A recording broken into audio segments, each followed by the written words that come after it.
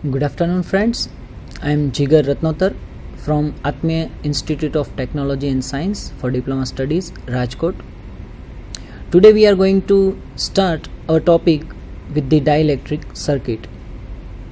And our main topics in a dielectric circuits are like a capacitor, capacitance, types of capacitor, series and parallel form of capacitor, and several examples based on that circuit. So let's start our journey towards the dielectric circuit. Capacitor, it's a main component of resonant circuit. As we all know that the tank circuit R, L and C component, that is a form a resonant circuit. So capacitor is one of the most important element of that circuit. How can we form the capacitor? Generally, the two conducting plates separate with each other, parallelly separated with each other at some distance. And within the distance, we have to put the dielectric material. So if we sandwich the dielectric material between two conducting plates, then it forms like a capacitor. Some of the materials generally used in a dielectric as a dielectric material like mica, paper, air, vacuum, etc. The main function of capacitor is to store the electrical charge between the two conducting parallel plates. As we all know that the capacitor is a passive device. It's not an active device. There are two types of device, active and passive. Resistor, capacitor and inductor are the passive elements. The passive elements are those who cannot generate the energy through it. Instead of that, they are the device which expose the energy, like a capacitor. So it's a passive device. The capacitance value are normally smaller. It's in the range of microfarad, nanofarad and picofarad.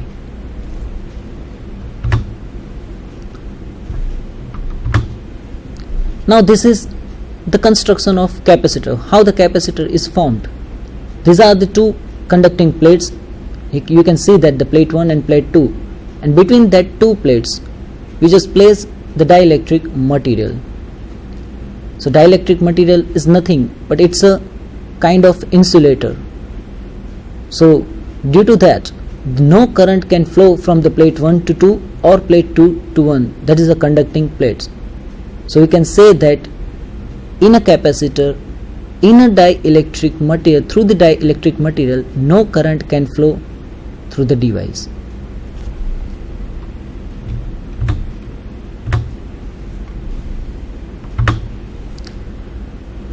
Here at the bottom of the slide, you can see the view of a capacitor.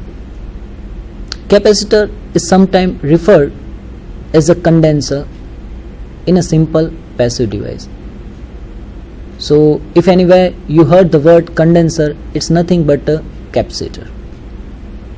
The conductive plate, metal plates of a capacitor can be either in the form of square, spherical, cylindrical shape, or it's a strip form. So there are different kinds of conducting plates are available in the market. So here is one of the view of the capacitor, which is in the form of cylindrical shape.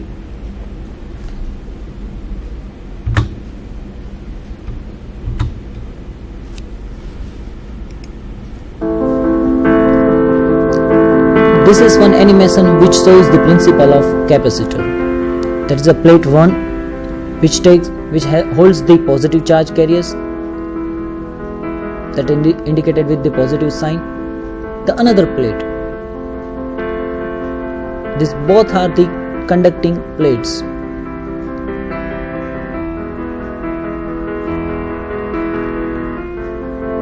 What happens when the charge carriers move toward the plate 1 to 2? Whenever we are applying the supply, some of the charge carriers are attracted to plate 1 to 2. So the potential difference generated to the two different plates, and that is the principle of capacitor.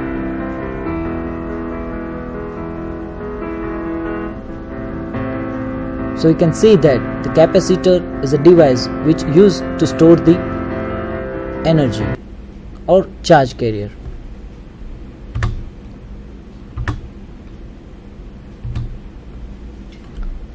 This is the construction of a capacitor. At the right side you can see the symbol of capacitor. This is the two parallel conducting plates. Now, as from the figure we can see that the two conducting plates are connected with a battery of V voltage. Now suppose we are assume that one of the switch is in the series of supply voltage, then exactly what happens? Initially, if the switch is open, then no current can flow from the positive to negative terminal of the battery. It means it doesn't have any potential difference between the two plates of the capacitor. Now the case number 2.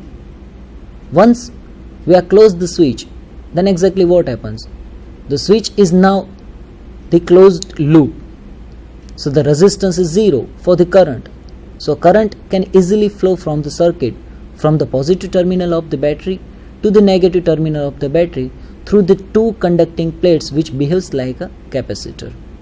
So as per the figure you can see that the left hand side of the conducting plate contains the positive charge carrier, and we all know that the charge carrier is indicated as a Q, and the negative plate, the right hand side plate, which behaves like a Q minus, that is the plate which contains the negative charge carriers, and between two the material which is used is a dielectric material.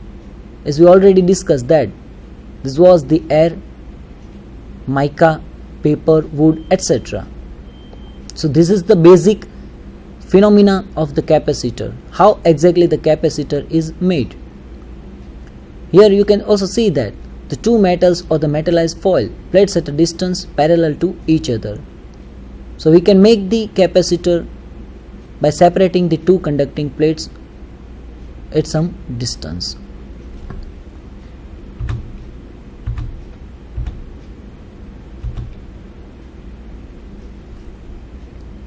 Because the capacitor has the ability to store the energy of electron in the form of an electrical charge on the plates. So this is biggest function of the capacitor, to store the electrical energy in the form of electrical charge, that is Q. So you can see that if we want to get the higher energy, we have to make the larger conducting plate. So we discussed that the greater will be the charge that the capacitor hold if its conducting plates are larger. In other words, the larger the plates, smaller the distance, more the capacitance. So we can see that the capacitor depends upon the two parameters, that is the conducting plates, area of the conducting plates, and the distance between two conducting plates. So C is directly proportional to the A and inversely proportional to the distance D.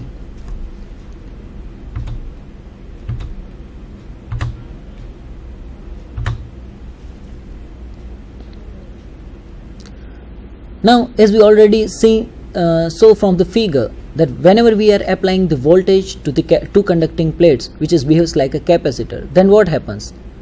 We are able to find out the charge, that is Q, generated to that plates by applying the potential difference, that is the EMF voltage V. So that term is again known as a capacitance.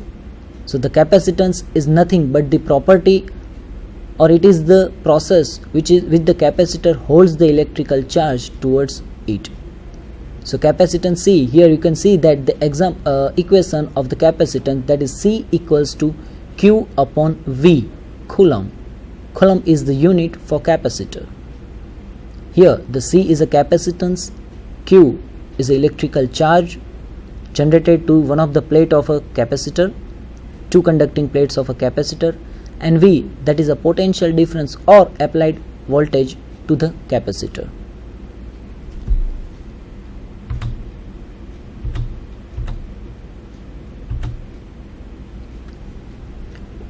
So according to the equation of C equals to Q by V, we are able to give the definition of capacitance. That is, the capacitance is nothing but the ratio of charge on one of the plate of a capacitor, two conducting plates of a capacitor, to the potential difference or the voltage applied to that two conducting plates.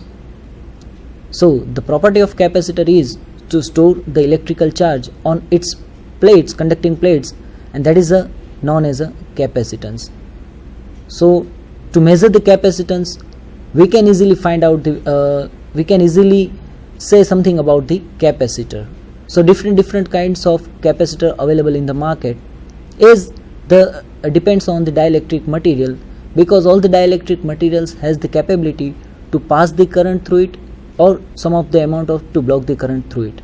So according to that, the different kinds of capacitors are with the different capacitance value are available in the market.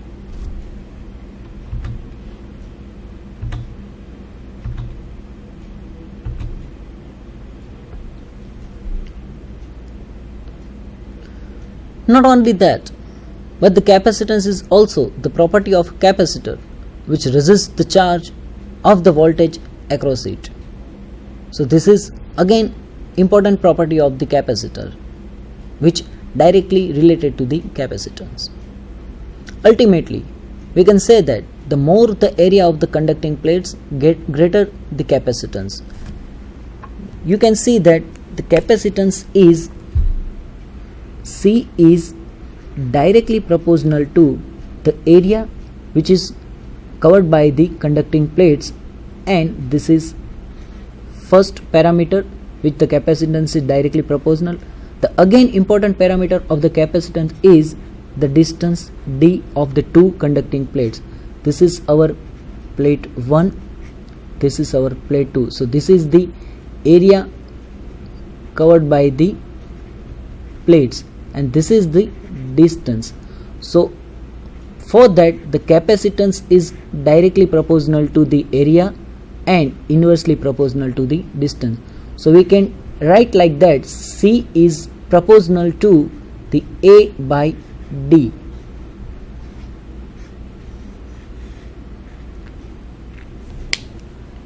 So the value of the capacitance is directly proportional to the area which is covered by the two conducting plates and the distance between the two conducting plates.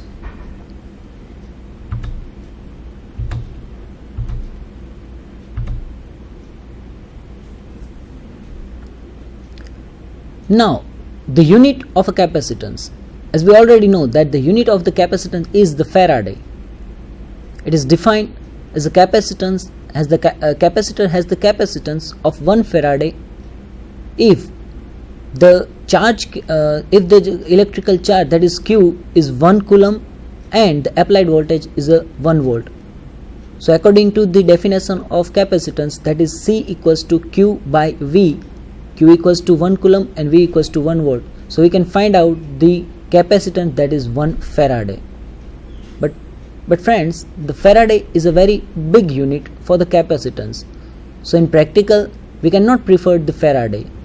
So instead of the Faraday, in the practically form, we can use the smaller units like a microfarad, nanofarad and picofarad.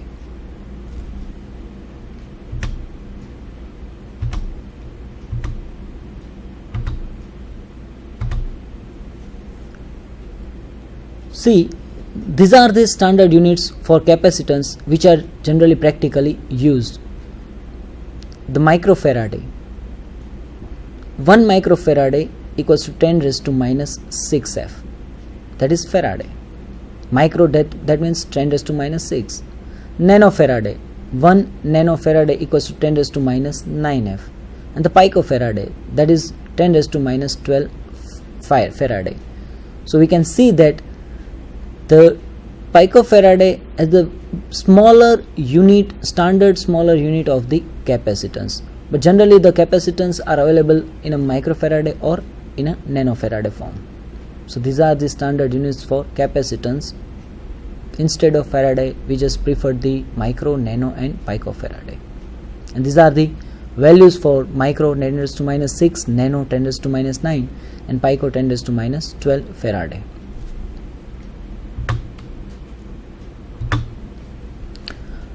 Just go through one example. A capacitor which has the capacitance 250 microfaraday and which is connected to a battery of 6 volt. So